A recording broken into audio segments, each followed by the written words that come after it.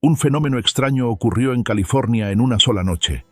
Campos de almendros, tomates y algodón que habían estado secos y estériles de repente se convirtieron en un enorme mar de agua. Miles de casas y granjas comenzaron a hundirse lentamente. Los residentes locales fueron evacuados con urgencia en cuestión de pocas horas. Las carreteras quedaron bloqueadas por un lago recién formado. Todo sucedió tan de repente, como si una enorme masa de agua hubiera caído del cielo, tan grande como toda la ciudad de Charleston. La desaparición y reaparición fue tan extraña que la gente comenzó a llamarlo un lago zombie. No era la primera vez que volvía a la vida, y definitivamente no es un fenómeno sobrenatural. Pero la pregunta es, ¿a dónde fue toda esa enorme cantidad de agua y por qué regresó exactamente en este momento? Bien, no dejemos que la ciencia responda esa pregunta en la historia de hoy. Incluso si escuchas a alguien decir que el lago Tulare es un lago nuevo, eso en realidad no es cierto. Antes del siglo XX, el lago Tulare fue el lago de agua dulce más grande al oeste del río Mississippi. En su nivel más alto, el lago medía alrededor de 160 kilómetros de largo y casi 48 kilómetros de ancho, con una superficie que variaba entre 1.300 y más de 1.800 kilómetros cuadrados, dependiendo del año. Para que sea más fácil de imaginar, este lago era casi el doble del tamaño del lago Tahoe, y, si se colocara en un mapa moderno, habría sido lo suficientemente grande como para cubrir varias ciudades importantes de California al mismo tiempo. Lo que hacía único al lago Tulare era que no tenía una forma fija. Su orilla cambiaba con las lluvias, el deshielo de la Sierra Nevada y los ciclos climáticos a largo plazo. En algunos años, la línea del agua avanzaba hacia el interior decenas de kilómetros. En otros, el agua retrocedía y dejaba al descubierto llanuras de lodo muy fértiles. Pero la historia de este lago no se remonta solo a unos cuantos siglos. El lago Tulare ha existido durante al menos 600.000 años, como un remanente del antiguo megalago Corcoran, un sistema de agua prehistórico que alguna vez cubrió casi todo el Valle Central. Cuando se formó el lago Tulare, los humanos modernos aún no existían. El Homo sapiens apareció hace unos 300.000 años, lo que significa que el lago Tulare ya estaba allí por lo menos 300.000 años antes que los seres humanos. En ese tiempo, el Homo erectus apenas comenzaba a usar el fuego. Los mamuts aún caminaban por la tierra, y los ciclos de la edad de hielo iban y venían una y otra vez. Las civilizaciones surgieron y desaparecieron, pero el lago Tulare permaneció silenciosamente en el mismo lugar. Cuando los primeros humanos finalmente llegaron a esta región, el lago Tulare se convirtió en un centro de supervivencia. Tribus indígenas como los Yokuts, Mono y Paiute vivieron alrededor del lago durante miles de años. No construyeron grandes ciudades, pero dejaron huellas muy claras. Los Yokuts se movían en canoas y balsas hechas de tule, una planta que crecía en abundancia a lo largo de la orilla, y el nombre Tulare proviene precisamente de ese carrizo. Había tantos peces que podían atraparse con redes simples o trampas de madera: salmón chinook, perca, trucha y esturión. Las mujeres y los niños recolectaban almejas y mejillones de agua dulce en las zonas poco profundas. Hoy en día, los arqueólogos todavía encuentran enormes montículos de conchas en el antiguo lecho del lago. Los recursos eran tan abundantes que cuando los europeos llegaron más tarde, llamaron a esta zona Muselslaug, que significa el canal de las almejas. Sin embargo, todo cambió en el siglo XIX. Después de que Estados Unidos tomó el control de California, el Valle Central fue visto como una verdadera mina de oro agrícola. Trigo, algodón, almendras, tomates, todos necesitaban agua, y mucha. Y el lago Tulare, con miles de millones de metros cúbicos de agua dulce, se convirtió en un objetivo principal. Se construyeron presas, canales y zanjas de riego por todas partes. El agua de los ríos fue desviada y redirigida para la agricultura. Al mismo tiempo, las tribus indígenas fueron expulsadas de sus tierras ancestrales. El lago desapareció. Los humedales de carrizo tule fueron quemados para abrir paso a las tierras de cultivo. Las enfermedades se propagaron y los incendios forestales se volvieron más frecuentes. Un ecosistema que había existido durante miles de años colapsó en apenas unas décadas. Las aves migratorias desaparecieron. El salmón chinook ya no tenía un camino para reproducirse. En el año 1898, el lago Tulare fue registrado oficialmente como completamente drenado. Pero esta forma de decirlo es muy engañosa. El agua no desapareció, simplemente fue obligada a moverse por caminos distintos. A partir de ese momento, el agua que antes alimentaba el lago se dividió silenciosamente en tres direcciones. Una parte fue desviada para riego y nunca regresó al sistema natural. Otra parte se filtró profundamente en el suelo, provocando hundimiento del terreno, y la porción más peligrosa quedó atrapada dentro de la topografía natural de la antigua cuenca. Pero las consecuencias más graves no terminaron ahí. Cuando el lago dejó de existir en la superficie, los humanos comenzaron a bombear agua subterránea de forma agresiva desde el antiguo lecho del lago. El resultado fue un hundimiento severo del terreno en todo el Valle Central. Durante el siglo XX, muchas zonas se hundieron más de 9 metros respecto a su nivel original, una cifra confirmada por datos satelitales y puntos de medición en tierra. Este hundimiento deformó y agrietó los canales, alterando las pendientes precisas que forman la columna vertebral de todo el sistema de riego, y al mismo tiempo redujo gravemente la capacidad de la región para drenar el agua de inundaciones. Aquí está el detalle más importante que debes recordar. La antigua cuenca del lago Tulare es el punto final de drenaje de varios ríos importantes, incluyendo el río Kings, el río Kauai, el río Tule y el río Kern. En condiciones normales, las presas y los canales pueden controlar el flujo. Pero durante lluvias intensas o de cielos rápidos, cuando el sistema se sobrecarga, el agua no tiene otra opción que fluir hacia el punto más bajo, la cuenca del lago Tulare. Y entonces ocurrió. Después de exactamente 130 años de haber desaparecido, el lago Tulare regresó. ¿Recuerdas el invierno de 2023? Apenas unas semanas después de una temporada récord de lluvias y nieve, el agua comenzó a extenderse por la antigua cuenca. Campos de almendros, tomates y algodón, que solo unos meses antes estaban agrietados y secos por la sequía, se transformaron de repente en agua abierta que se extendía hasta el horizonte. Cientos de kilómetros de caminos rurales quedaron inundados. Varias secciones de autopistas principales tuvieron que cerrarse temporalmente cuando el agua comenzó a pasar por encima del pavimento. Si hubieras estado de pie en la orilla del lago en ese momento, lo que veías no era diferente de un mar interior, excepto por la ausencia del olor a sal.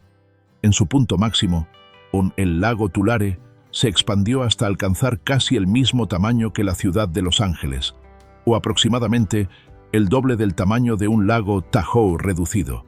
Y recuerda, este era un lago que no había existido durante 130 años.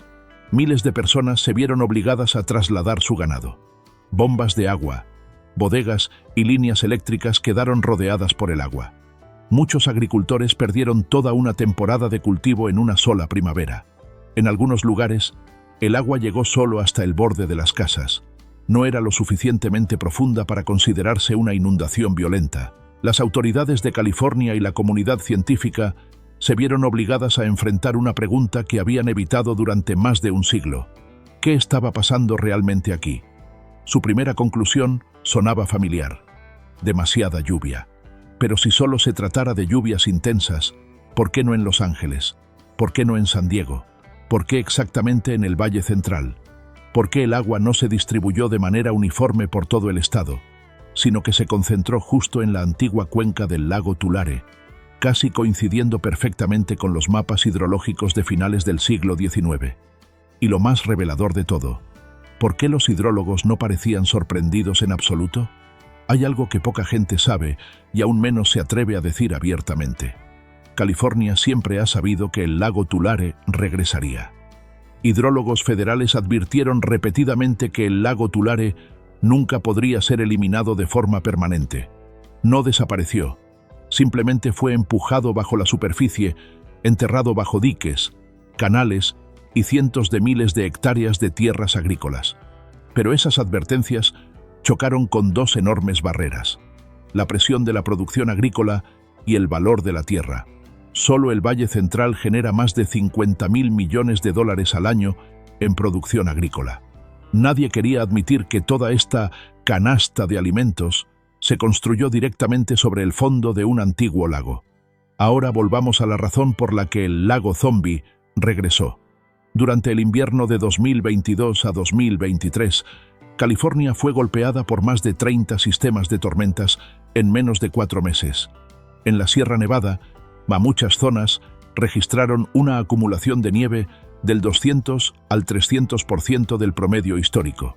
En algunas estaciones de medición en altura, la nieve alcanzó entre 4 y más de 5 metros de profundidad, aproximadamente la altura de una casa de un piso.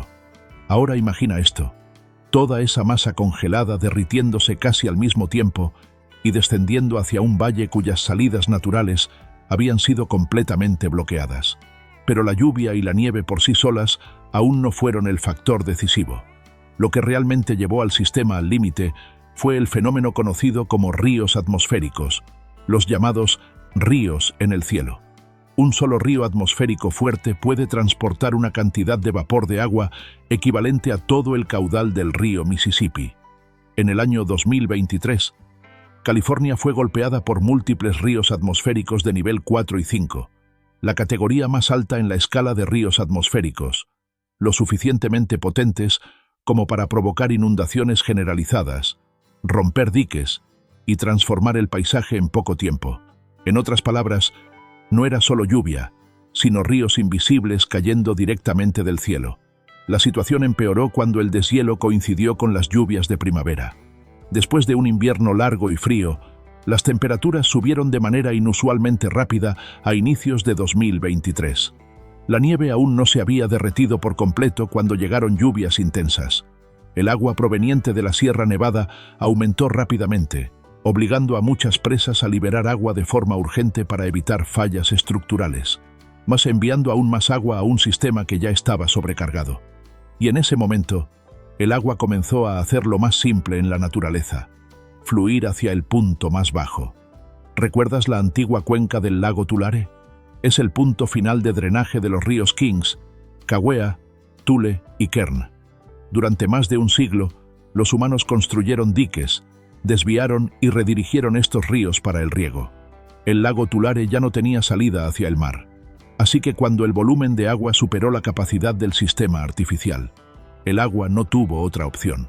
El resultado fue una cadena perfecta de dominó: lluvias récord, una capa de nieve inusualmente profunda, ríos atmosféricos extremadamente potentes, deshielo coincidiendo con lluvias y diques y canales llevados más allá de sus límites. Y si crees que el año 2023 fue la primera vez que el lago Tulare despertó, la historia demuestra que esto no es nada nuevo. Simplemente hemos olvidado los episodios anteriores. El caso más notable ocurrió en 1906. Tras una prolongada temporada de lluvias, el agua llegó a niveles que los campos del Valle Central ya no podían absorber. El lago Tulare mantuvo agua de forma continua durante 5 años, hasta 1911, antes de que los automóviles se generalizaran, antes de que se completaran las grandes presas y antes de que se construyera la compleja red de canales de riego. Posteriormente, se produjeron nuevas inundaciones en 1937 a 1938, 1969, 1983 y 1997. Cada reaparición causó daños por millones de dólares estadounidenses según los valores de su época. Solo la inundación de 1997 provocó una pérdida agrícola directa estimada en más de 300 millones de dólares estadounidenses, aproximadamente equivalente a perder una ciudad pequeña entera y superior al costo total de construir el Empire State Building en el momento de su construcción. Esta cifra ni siquiera incluye los costos de reparación de diques, reasentamientos, pérdidas de cultivos o daños a los medios de vida personales. Cada vez que el lago regresaba, la gente escuchaba la misma explicación familiar: solo es lluvia intensa. Pero si solo fuera lluvia, ¿por qué el agua en el Valle Central se comportaba como si se estuviera vertiendo en una profunda cuenca, y mientras que muchas otras partes de California no se inundaban? Imagina estar de pie en medio de un vasto valle, con agua descendiendo desde las montañas de Sierra Nevada, sin ninguna salida, como una bañera con el desagüe atascado, mientras el agua sigue entrando. El drenaje y la desaparición del lago también tienen una larga historia. Desde la década de 1870 hasta la de 1930, los humanos comenzaron a construir diques y canales de riego para desviar el agua del lago con fines agrícolas. Pero, a pesar de los graves daños que provocó, el regreso del lago Tulare también trajo importantes beneficios ecológicos que muchas personas creían desaparecidos para siempre. En primer lugar, cuando el agua vuelve a extenderse por la antigua cuenca, ayuda a recargar las aguas subterráneas que se han agotado gravemente bajo el corazón del Valle de San Joaquín. Durante décadas, el bombeo excesivo de agua subterránea para riego ha reducido los niveles de los acuíferos y dañado carreteras y canales. Incluso cuando el agua del lago se expande solo de forma temporal, sigue significando que parte del agua subterránea perdida se está restaurando bajo tierra, ayudando a reducir la presión sobre acuíferos que están cerca del agotamiento. Aunque la gruesa capa de arcilla conocida como Corcoran Clay limita la infiltración directa hacia las aguas subterráneas, actualmente se están considerando proyectos de restauración. Estos incluyen planes para construir un embalse con una capacidad de 500.000 acrepiés, unos 620 millones de metros cúbicos, aproximadamente equivalente a la demanda anual de agua residencial de la ciudad de Los Ángeles, combinado con 2.280 acres de humedales restaurados de forma natural. En conjunto, estas medidas permitirían que el agua se infiltre lentamente hacia las zonas circundantes. El lago Tulare también ha devuelto la vida silvestre a una región donde muchas especies ya no tenían hábitat a largo plazo. Antes de ser drenada a finales del siglo XIX, esta zona era una parte crucial de la ruta migratoria del Pacífico, un corredor de miles de kilómetros utilizado por aves como patos, garzas, pelícanos y cientos de otras especies. Cuando el agua regresó, numerosas especies dependientes de ambientes acuáticos volvieron a congregarse en la zona. Patos buceadores, palomas y grandes garzas fueron observados utilizando las aguas poco profundas para descansar, alimentarse y reproducirse. Además, la reaparición del agua ayudó a restablecer una cadena alimentaria natural. Pequeños peces y organismos acuáticos regresaron primero, atrayendo a aves acuáticas, que a su vez se convirtieron en alimento para depredadores más grandes como halcones y aves zancudas de alto nivel en la cadena trófica. Esto también benefició a áreas protegidas como el Refugio Nacional de Vida Silvestre Kern, que abarca más de 11.000 acres. Como uno de los pocos humedales que aún quedan en la región, recibió una cantidad significativamente mayor de agua durante los años en que el lago reapareció, ampliando el hábitat invernal y migratorio de las aves silvestres. Cerca de allí, el Refugio Nacional de Vida Silvestre Pixley, con casi 7.000 acres, se convirtió en un destino para más de 100 especies de aves y 6 especies de reptiles durante las temporadas de migración y reproducción. Pero lo más importante para la tribu Tachi Yokut, que ha vivido aquí durante miles de años, es que el aumento del agua tenía un significado completamente diferente. Para ellos, representaba el regreso del espíritu del lago Tulare, el lugar donde sus antepasados vivieron y del que dependían para pescar y cazar. Los ancianos de la tribu organizaron ceremonias a lo largo de la orilla, reviviendo prácticas tradicionales de pesca y recolección, tal como lo habían hecho sus ancestros cientos de años antes de que el lago fuera drenado para dar paso a la agricultura. Según la tradición tribal, el pueblo Tachi Yokut, pero, a pesar de los graves daños que provocó, el regreso del lago Tulare también trajo importantes beneficios ecológicos que muchas personas creían desaparecidos para siempre. En primer lugar, cuando el agua vuelve a extenderse por la antigua cuenca, ayuda a recargar las aguas subterráneas que se han agotado gravemente bajo el corazón del Valle de San Joaquín. Durante décadas, el bombeo excesivo de agua subterránea para riego ha reducido los niveles de los acuíferos y dañado carreteras y canales. Incluso cuando el agua del lago se expande solo de forma temporal, sigue significando que parte del agua subterránea perdida se está restaurando bajo tierra, ayudando a reducir la presión sobre acuíferos que están cerca del agotamiento. Aunque la gruesa capa de arcilla conocida como Corcoran Clay limita la infiltración directa hacia las aguas subterráneas, actualmente se están considerando proyectos de restauración. Estos incluyen planes para construir un embalse con una capacidad de 500.000 acrepiés, unos 620 millones de metros cúbicos, aproximadamente equivalente a la demanda anual de agua residencial de la ciudad de Los Ángeles, combinado con 2.280 acres de humedales restaurados de forma natural. En conjunto, estas medidas permitirían que el agua se infiltre lentamente hacia las zonas circundantes. El lago Tulare también ha devuelto la vida silvestre a una región donde muchas especies ya no tenían hábitat a largo plazo. Antes de ser drenada a finales del siglo XIX, esta zona era una parte crucial de la ruta migratoria del Pacífico, un corredor de miles de kilómetros utilizado por aves como patos, garzas, pelícanos y cientos de otras especies. Cuando el agua regresó, numerosas especies dependientes de ambientes acuáticos volvieron a congregarse en la zona. Patos buceadores, palomas y grandes garzas fueron observados utilizando las aguas poco profundas para descansar, alimentarse y reproducirse. Además, la reaparición del agua ayudó a restablecer una cadena alimentaria natural.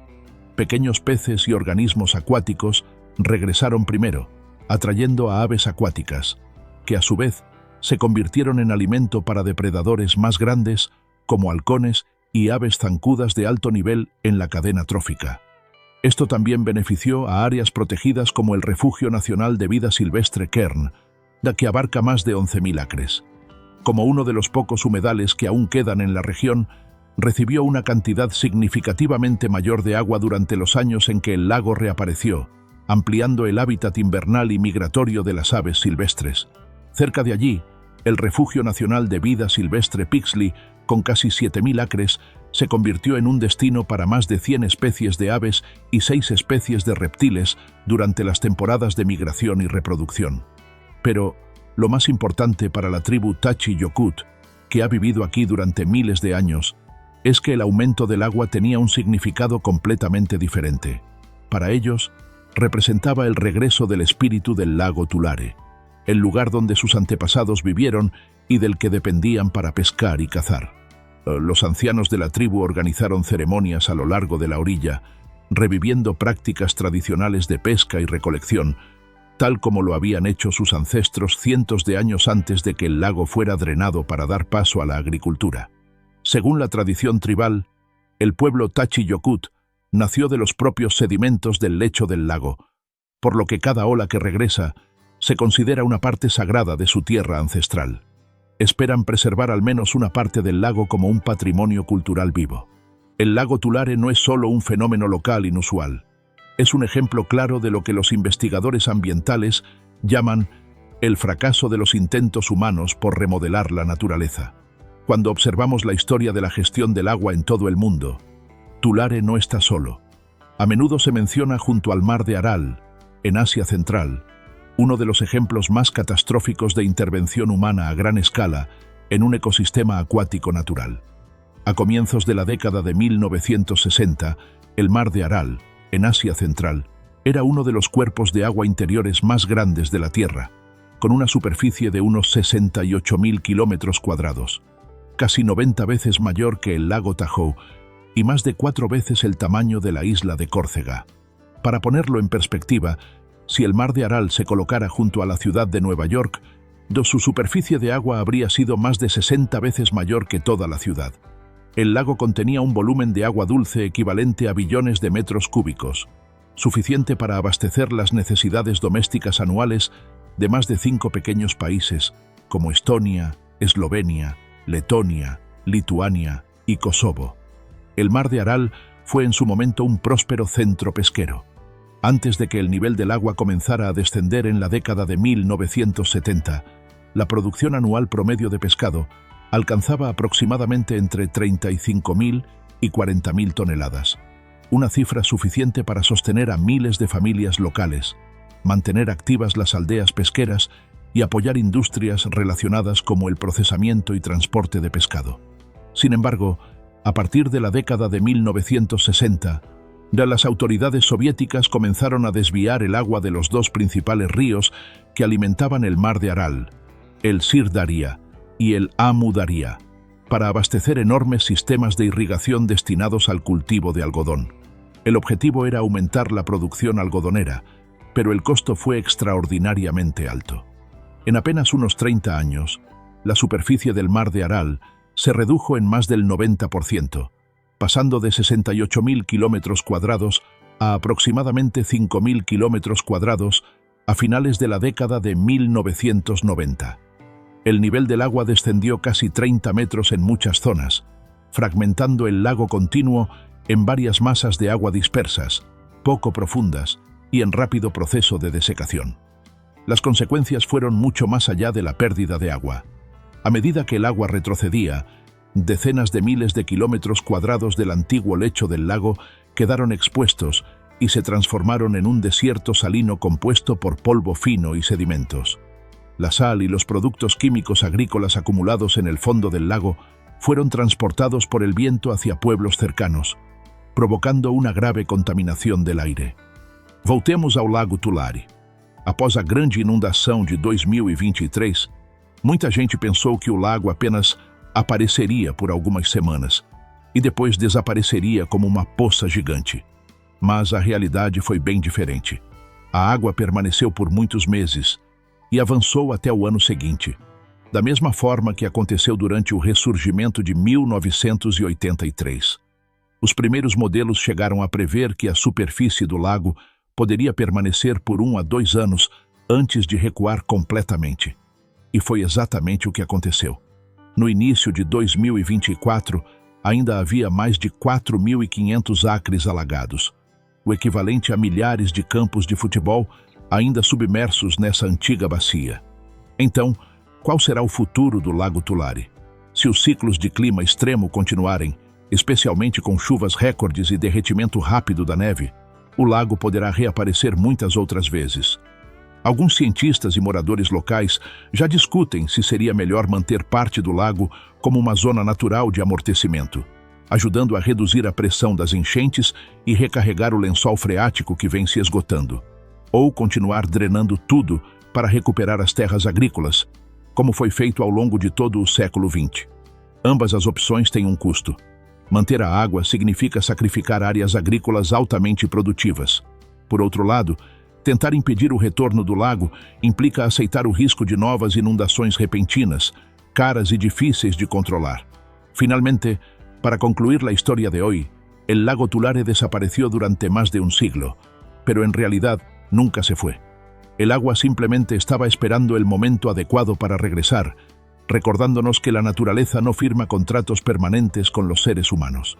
Las cifras de daños, los campos agrícolas que quedaron bajo el agua, e incluso la alegría por el regreso de las aves y del pueblo Tachiyokut, señalan una verdad muy clara. No se puede borrar un lago solo porque se quiera tener más tierras de cultivo. La pregunta ahora ya no es si el lago Tulare volverá otra vez, sino cómo aprenderemos a vivir junto a él. ¿Qué opinas tú? Deja un comentario aquí abajo. Y si quieres seguir descubriendo más historias extrañas y fascinantes sobre la naturaleza, no olvides suscribirte al canal.